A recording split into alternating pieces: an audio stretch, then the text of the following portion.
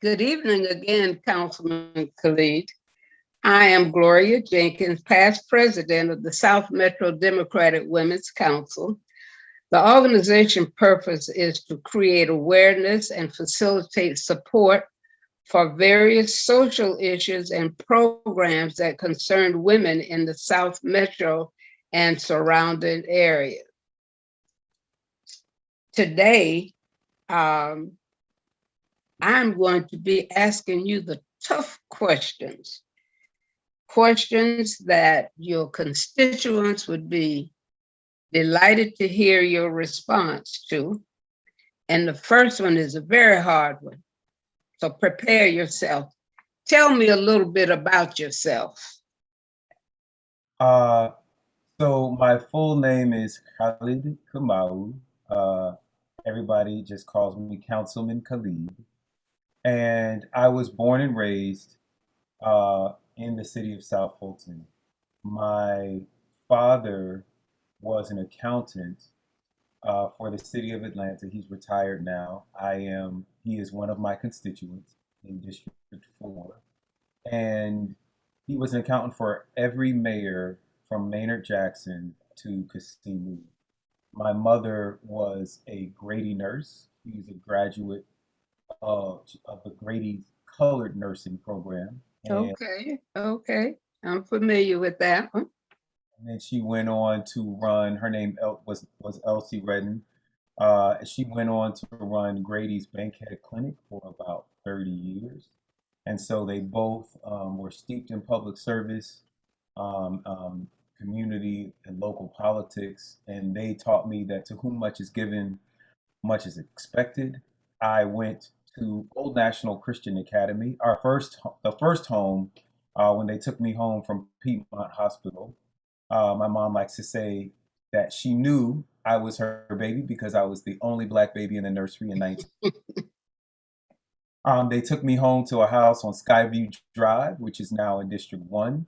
We ended up moving out to Old National Highway when I was in 3rd grade, and I've been here pretty much ever since, except for my travels in New York and Los Angeles and Africa when I was in college and a little bit afterwards.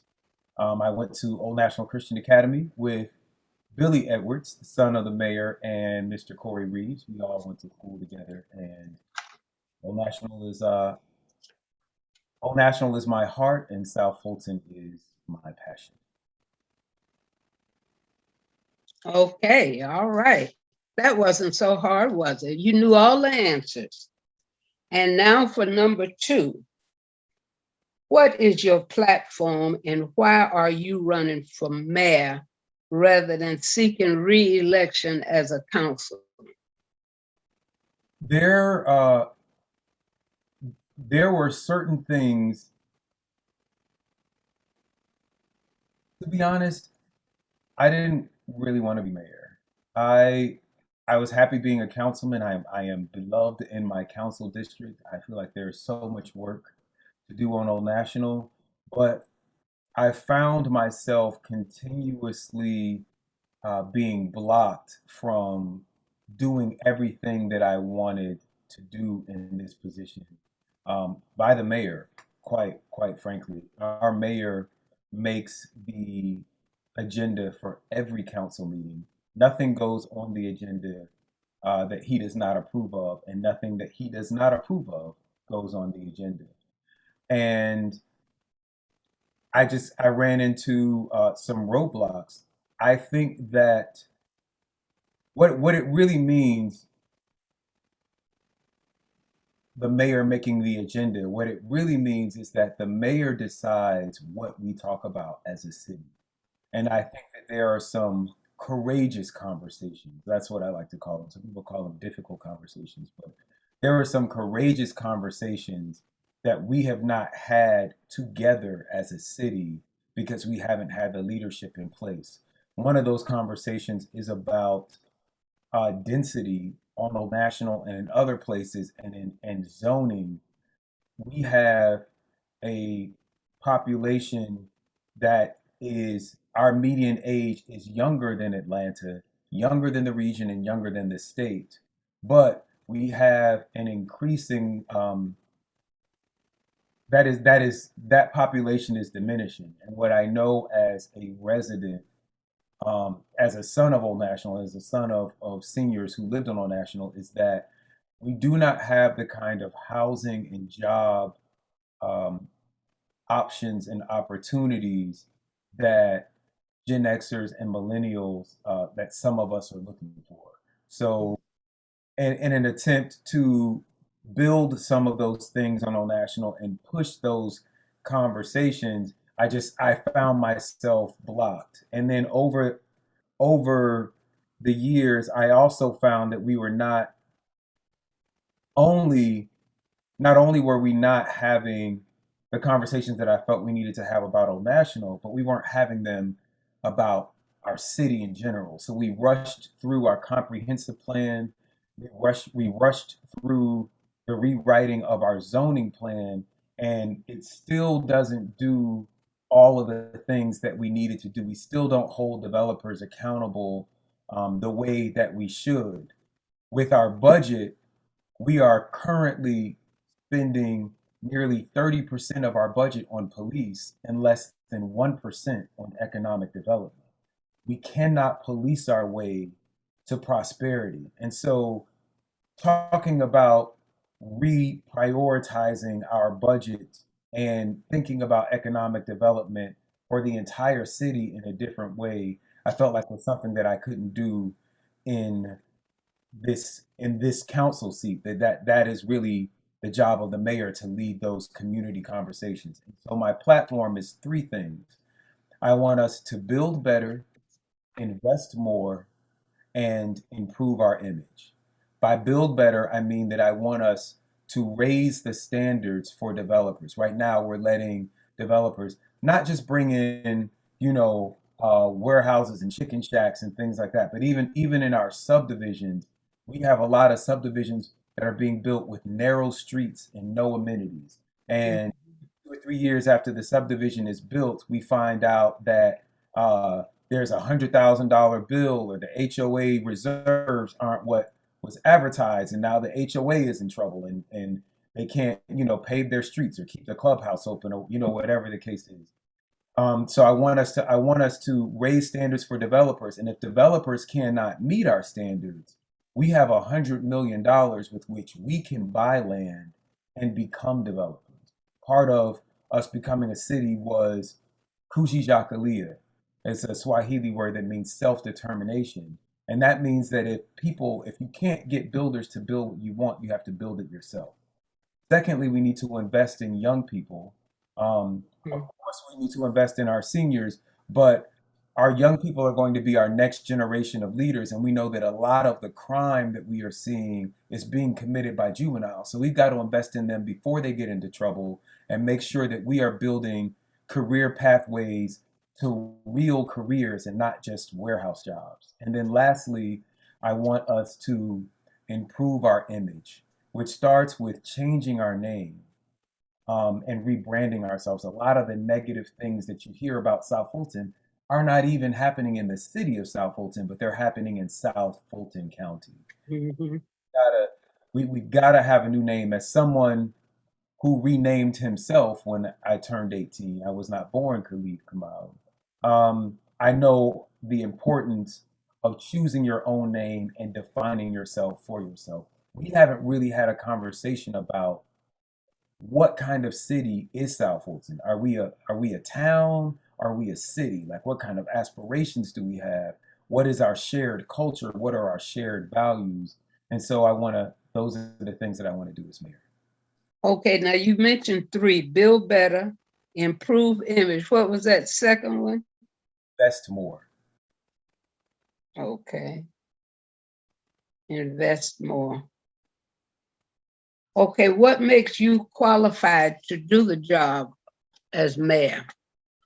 I believe that I am uniquely qualified. Amongst the four candidates for mayor, I am the only candidate that was born and raised here. So I have, in fact, been in South Fulton longer than our current mayor. I will be 45 this year. I'm halfway to 50, I'm feeling grown now. I know I don't look it, but I got a landline phone and bills and all sorts of things. But I also, in all seriousness, I I am the only challenger to the current mayor who has also been in this office since the beginning. So I I I have as much experience as our mayor in the city of South Fulton because we both walked in on day one. But um, just being younger and more well traveled, I have the kind of out the box thinking that I believe will take our city to the next level. I think that perhaps no one other than Bill Edwards could have been the first mayor for our city. When we first ran for office, there were 72 candidates for 8 seats. I remember that. I think it was a state record. But out of those 72 candidates, he was the only person who had ever held elected office before. And so now that we have established ourselves as a city, we've established all of these city departments. We needed someone with a steady hand and experience to lay that foundation. But now, in order to build for the future, we need someone that has a foot in the future. And I believe that I have that mix of both. Okay. Next question. What resources have you brought into your district or into the city of South Fulton since you've been in office? Well, there are a few things. Well, probably the most notable was the Habitat for Humanity restore. Mhm.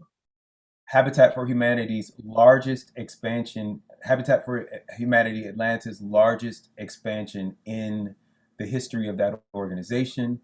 And I was instrumental not only in bringing the building, but also in the design of the building. We are making Old National a more walkable live, work, play area. And I wrote legislation to bring electric vehicle chargers to that location. And that seems like a small thing, but it is worth noting that before that, the city of South Fulton did not have one electric vehicle charging station. Those are important not only Mhm. out in these gas crises where um, no gas stations have gas. It's great to have an electric vehicle, but in terms of economic development, statistics show that electric car drivers have higher incomes and that they tend to stay in shops and restaurants longer because they're charging their cars. I can say, as an electric vehicle driver, I actually plan some of my trips around that. Additionally, I was the driving force behind the creation of both our development authority, our citywide development authority, and our downtown development authority. I met with Councilwoman Carmelita Gums and Councilman Mark Baker. Councilman Baker was interested in a hip hop museum, and Councilwoman Gums was interested in the town center. I like and like I said, I do all of these travels. I go to all of these conferences, not just GMA, which all of our council goes to, but I was the first member of council to go to National League of Cities and some of these other economic development conferences. So when I learned about the Development Authority, I brought that idea back. And the Downtown Development Authority, I also I brought those ideas back, which are really spurring economic development for our city. And then the last thing that I will say in terms of resources that I bought, and I think these are two things that were citywide. There were dozens, and there are still dozens and dozens of homes that have been blighted property in South Fulton for years. And they had never been knocked down. We had never seized the property from slum landlords and knocked those houses down because there had never been any money either in the city's budget or in Fulton County's budget to do that. So I created a blighted property fund to do that. It's funded now at $300,000 a year to take care of blighted properties. And I also created a pedestrian safety fund, which has taken $1 million of the speed camera money we've been generating to put crosswalks and speed bumps in every neighborhood that asks for them. So these sorts of public works requests that citizens have been making from the city and the county for years, I created funding mechanisms to actually get the projects done. Okay. Personal question. What is going in the old Ingles grocery store building on Old National down at 138? I don't think that anything is going in there. At one point, City Council was entertaining what I thought was a very bad idea, which was to put a public safety center in that building. And I will tell you why that wasn't a great idea. We were going to pay $5 million to fix that building up and then rent it back from the developer for $18,000 a month. That, wow. that seems like sharecropping to me. We're going to put money into a building, we should own it. But beyond that, only 5% of our land is zoned commercial. Like 90% of our land is zoned residential or agricultural, which and most of our tax revenues come from our property taxes, which means that all of our salaries and most of the services that we get right now are coming off the backs of South Fulton homeowners and South Fulton renters who are also taxpayers.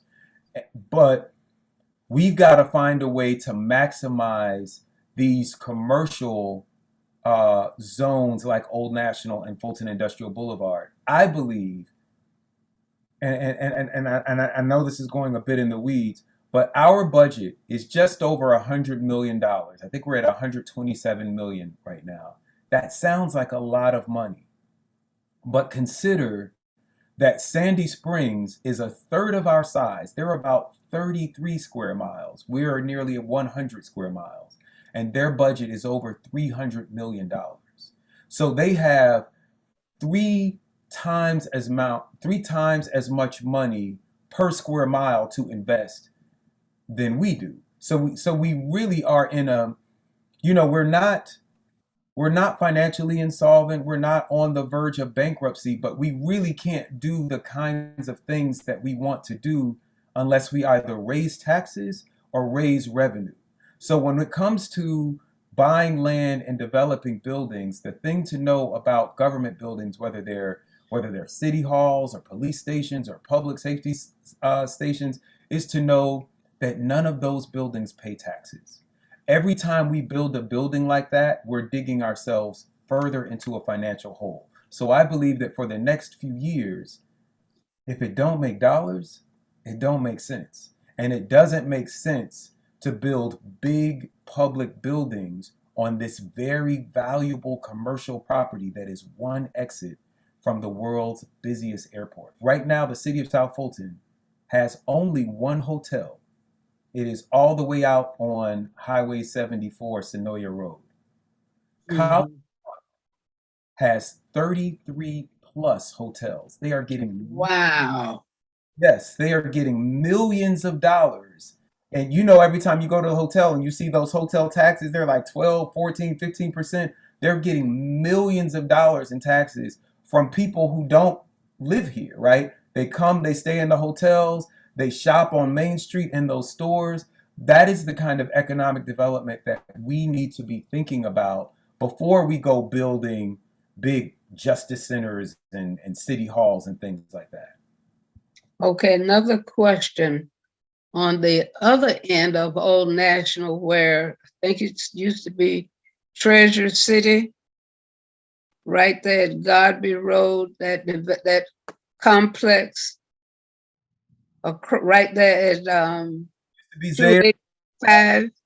Mall, yes. So what plans, is that your district first? Not only is that not my district, it's actually not the city. So the old Richway, the old Target, the old National Discount Mall, all of those things are in the city of College Park.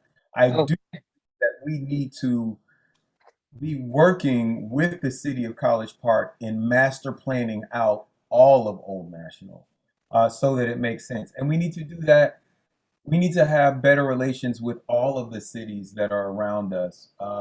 There may be some times where, anybody who looks at our map or knows anything about our city, there are some places, one side of the street is College Park and one side of the street is South Fulton, one side is Fairburn, and one corner is Union City and one corner is Fairburn. I think that we can do some land swaps and just sort of square off our boundaries so that they make more sense. Mm-hmm. Now, everybody, not everybody, but so many people who are residents of South Fulton are fussing about the number of warehouses, even though many of them don't know that those warehouses are not in the city of South Fulton, but more in Union City. So can you think of a way you can work with the leadership in Union City so they would not just wall in the city of South Fulton? Because that's what it is looking like when you're going, let's say down 29 and you see the warehouses, and if you ride the border of Union City and the city of South Fulton and you see the back of warehouses, it looks almost like they are building a wall around the city of South Fulton. Can you think of any plan that you could work with the leadership in Union City so they will not build any more warehouses or put them in different places? So this is where I have to say uncomfortable things. Um, in 2006, there was a vote for cityhood, and we said no in the city of South Fulton. A lot of that land at the time was in unincorporated Fulton County. A lot of that land going down Highway 29, a lot of that land going down South Fulton Parkway was unincorporated Fulton County. When we said no, we left ourselves open to all of these annexations from Union City and some of the other cities as well. But all of those annexations were not done legally. Okay. Behind the scenes, myself and other council members have been pushing to challenge those. But remember that the mayor makes the agenda for every meeting. Mm-hmm. You have to ask yourself, why would the mayor block members of council who are ready to take action to try and take some of that land back? And then you have to go back and look at the record. Every warehouse, and this is also true for a lot of the subdivisions that we've had problems with, every was voted for by Fulton County Commissioner Bill Edwards. In many cases, he motioned for the approval of those warehouses. So and now our current mayor and Vince Williams, the current mayor of Union City, are friends. And so I don't know which of those factors has played into us not being able to move forward to get some of this illegally annexed land back. But as mayor, it will be at the top of my agenda. Okay. Okay. Well, thank you so much for taking the time out of your busy schedule to interview with the South Metro Democratic Women's Council. This interview is vital to the people that you serve and allows the community to get to know you personally and be enlightened by your platform. Do you have anything you would like to just say on your own before we close out this interview? Well, first, I really want to say thank you for not just doing this for me or the mayoral candidates, But you you all have consistently been doing the work for years, educating voters about local elections. Too many of us just know too little about what goes on in these local races, even though they have the biggest effect on our lives. So thank you for that. I have tried to continue doing that work with events like the Electoral College, which is the annual day of political education I do every year. And I will continue to do that as mayor. And I hope to be a great partner with you all as mayor of South Fulton. If people want to find out more information about me, they can text the word Fulton, Fulton, to 33777. You can receive mobile alerts and information that way, or you can just visit khalidcares.com. Okay, thank you for that information. Question. Your electoral college, is that open to students, high school students? It is open to everyone. I unfortunately will not be doing one this year as I am one of the candidates on the ballot, but we will be back as mayor. We will be back and bigger and better than ever. We've had people like Stacey Abrams and John Ossoff and all of the Senate and congressional candidates, and I am sure that 2022 will be an equally exciting year. So do you think seniors would benefit from attending your electoral college? Absolutely. At I think our one of our very first electoral colleges, we had a class about how to report problems on your street with your with street lights and things. There are just so many different aspects of government. Seniors are definitely, and one of the beautiful things about the electoral college, um, and hopefully we will be out of this pandemic by next. So, yes. But one of the beautiful things about the Electoral College is that it happens in person. So you don't have to be computer savvy. You don't have to work a Zoom or anything. You can just show up. I make sure that we have lots of handouts and paper information. So it's a wonderful experience. Well, thank you. Well, that concludes our interview, and thank you again, and good luck with your campaign, and have a good evening. Thank you. South Fulton forever. Thank you.